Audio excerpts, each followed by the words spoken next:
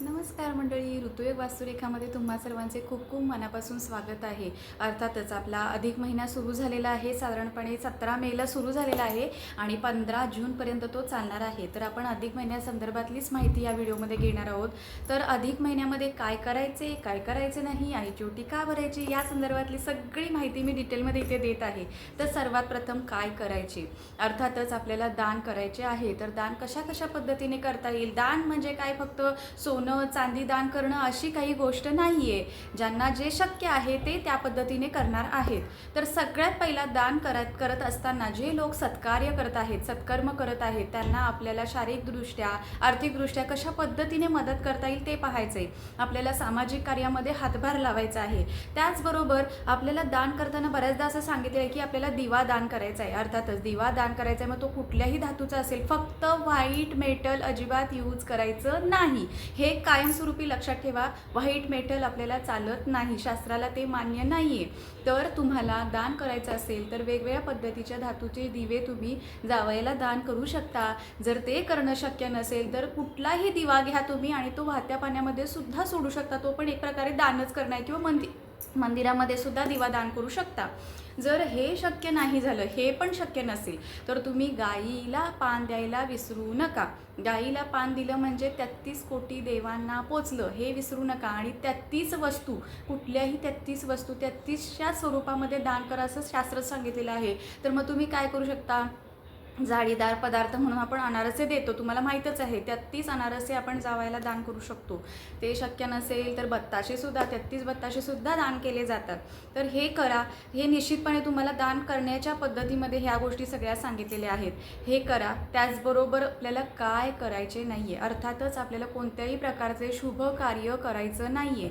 शुभ कार्यामध्ये काय काय येतं, आपल्याला वास्तुशांती करायची नाही आहे, गृहप्रवेश करायचा नाही आहे, लग्न कुठल्याही प्रकारचं लग्न समारंभ करायचा नाही आहे, बारसं किंवा नाव ठेवण्याचं जे काय आपण संस्कार करतो तो आपल्याला करायचा नाही आहे, कुठल्याही प्रकारच्या नवीन प्रॉपर्टीमध्ये इन्व्हेस्टमेंट करायचे नाही आहेत.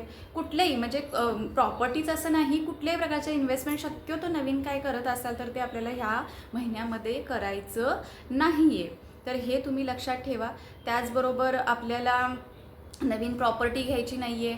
अशा पद्धतीने म्हणजे शक्यतो मांसाहार टाळायचा आहे असं सांगितलं. जसं की आपण श्रावणामध्ये पाळतो की आपण मांसाहार वगैरे घेत नाही, तर ते टाळायचं आहे. आता आध्यात्मिक सेवा काय करायची आहे, तर ह्याच्यामध्ये तुम्हाला विष्णू सहस्त्रनाम नेहमी बोलायचं आहे, भागवत पुराण बोलायचं आहे, गीतेचे अध्यायांचं पठण करायचं आहे, नेहमी नामजप करत राहायचं आहे. शक्यतो वासुदेवाय नमः विष्णूचा सहस्त्रनाम तर मी तुम्हाला सांगितलंच आहे, हा जप आपल्याला करायचा आहे. हे खूप सुंदर आहे, खूप छान आहे.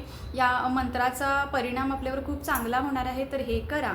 आणि तिसरा शेवटचा प्रश्न अतिशय महत्त्वाचा, जो मला बऱ्याच क्लायंट जे आहेत माझे विचारत आहेत, लेडीज विचारत आहेत की आईचीच ओटी का भरायची. तर ह्याच्यामागे एकच कारण आहे, जिने आपल्याला 9 महिने आपल्या पोटामध्ये सांभाळलेलं आहे, आपल्याला जन्म दिलेला आहे, आपल्याला अगदी फुलाप्रमाणे जपलेलं आहे, वाढवलं आहे. आणि इतकं सगळं करून मोठं झाल्यावर एक सर्वात श्रेष्ठ दान जे आपण म्हणतो, आपल्या शास्त्रामध्ये ज्याला श्रेष्ठ असं दान असा दर्जा दिलेला आहे, ते दान तिनं केलेलं आहे.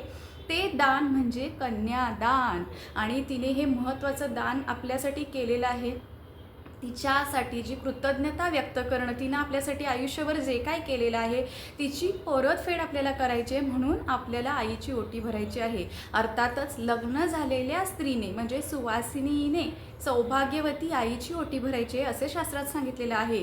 पण अजूनही पण आहे, काही जणांची अशी इच्छा असते की बाबा माझी आई सौभाग्यवती नाही राहिलेली, पण माझी इच्छा आहे तिची ओटी भरायची, तिच्याशी कृतज्ञता व्यक्त करायची आहे मला, तर काय करावं.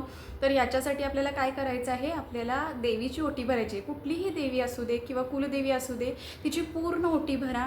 तिच्या ओटी भरल्यानंतर आपल्याला पदरामध्ये जे दिलं जातं, आपल्या ओटीमध्ये परत काहीतरी देतात ना, नारळ देतात, फूल देतात किंवा एखादं ब्लाऊज पीस देतात, तर तेच घ्यायचं आणि आपल्या आईला द्यायचं आहे. म्हणजे तुमचंही समाधान झालं, ओटी भरल्याचं तिची कृतज्ञताही व्यक्त झाली.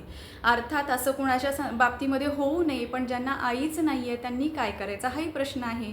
तर ज्यांना आई नाही आहे त्यांनी मात्र आपली कुलस्वामिनी जी कोण आहे, म्हणजे आपल्या घराण्याची जी आई आहे तिची ओटी भरा. आणि तिची ओटी भरली म्हणजे तुमच्या आईला पोचली. तर ह्या सगळ्या प्रश्नांची उत्तरे मी तुम्हाला दिलेली आहेत. अजूनही काही प्रश्न पडत असतील तर निश्चितपणे मला कमेंटमध्ये ते प्रश्न विचारा, मी तुम्हाला उत्तरं देणारच आहे. तर अशा पद्धतीचे मी व्हिडिओ करत आहे, सोपे सोपे आहेत. तुम्हाला जर आवडली असतील तर लाईक करा, शेअर करा, सबस्क्राईब करायला अजिबात विसरू नका. श्री स्वामी समर्थ.